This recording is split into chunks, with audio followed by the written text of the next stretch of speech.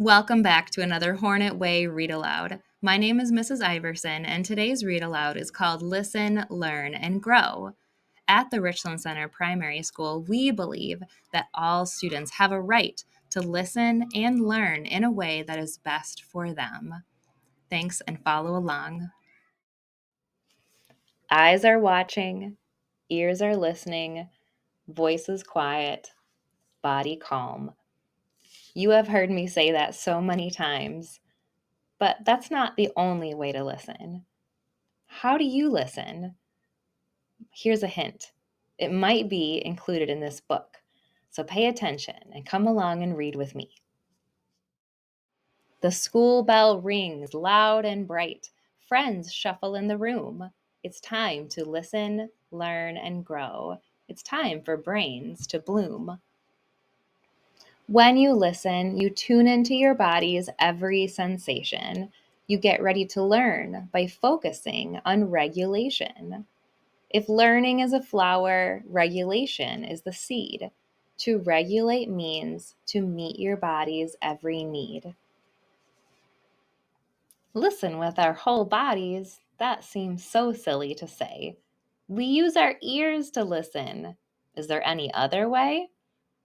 It's true that when we listen, we often use each ear, but listening is more than just receiving what we hear. When we truly listen, we both hear and understand. Our whole body helps us: eyes, mouth, feet, even hands. Our brains have to be ready to think and take in information. Our hearts have to be open to see others' situation. Are you ready to listen? Hooray! I cannot wait. Let's use our whole bodies to listen and regulate. When you're trying to listen, your brain plays a very big part. You think about what you hear so the message doesn't fall apart. If your brain is wandering, not focused on what you hear, take a deep breath or count to 10, and this will help your brain stay clear. Your ears have the mighty job of collecting each and every sound. They gather all the noises, so you hear what is around. Tick tock, tick tock. What helps your ears to listen?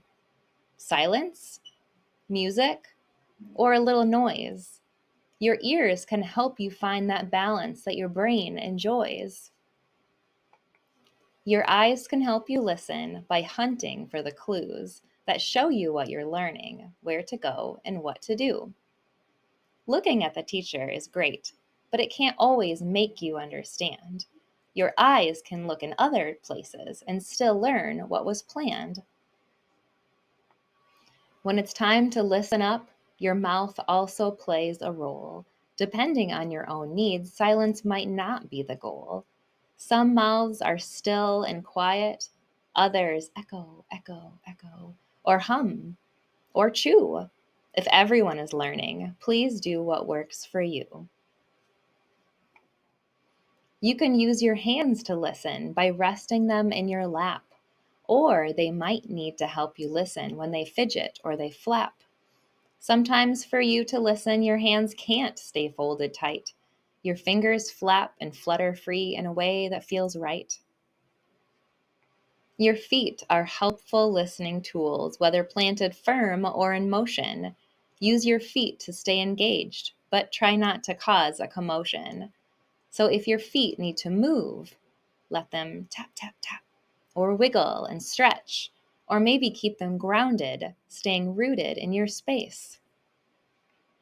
When you listen with your body, you move it to help you hear. You focus on your energy so you can think loud and clear. So when it is time to listen, look to find the right spot where your body can get what it needs by moving a little or a lot. When your whole body listens, you can't forget your heart. Your connection with others is where listening can start. Your heart helps you remember that each person is unique. We all have a right to listen in a way that our bodies seek. There are so many ways to listen with body, heart, and mind, and every single part of you is helping all the time. When you struggle to listen, to hear, and understand, just check in with your body. It knows your needs firsthand. Your body helps you regulate, to listen, learn, and grow. And when you listen with your whole body, knowledge is what you'll sow. People listen differently. It's surprising, but it's true. With whole body listening, find out what works for you. There is no right way of listening. Each person has their own way. Teaching someone how they should listen can actually lead them astray. Listening is not about what other people see. Listening is a process that happens inside of me. Now you have some strategies that maybe you never knew. Listen with your body, and it will help you listen too. Let's have a classroom discussion. Have you ever noticed that being in the classroom, there's a lot of people that listen and learn differently than each other? Some people are movers and fidgeters. Some people sit totally still and quiet. And as long as no one's being disrupted or the class can keep going on, is that as long as you are taking in the information you need to learn, it is okay. It feels good when we find the right way to listen and learn. And it doesn't feel good when we don't know the best way for us to learn. If you need help figuring out what the best way for you to learn is, don't be afraid to just talk to your teacher or me, Mrs. Iverson. We are here to help you. Here are some questions for you to discuss as a classroom or in partners. What are some ways that you found that helps you focus and pay attention? Go ahead and pause the video if you need. When is listening particularly hard for you? And when is it easy?